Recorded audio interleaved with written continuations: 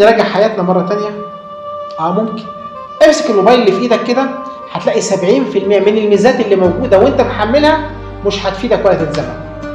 السيارات الأعلى 70% إضافات وسرعات فيها حياتك.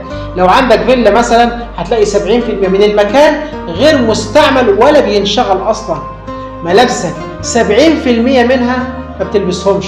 وحياتك وانت بتجمع في المال غيرك بس اللي بيستمتع بال70% وانت ليك 30% منهم. ساعد على قد ما تقدر، فرج عن الناس أي كربة من كرب الدنيا، فك دين أي حد محتاج وفي أزمة، ساعد مريض، اكس يتيم أو محتاج، اتكلم في الخير، ابتسم، فإن تبسمك في وجه أخيك صدقة.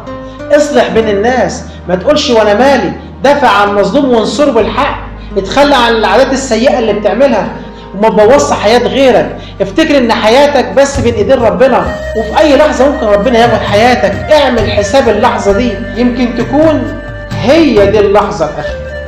لا تنسوا الاعجاب بالفيديو.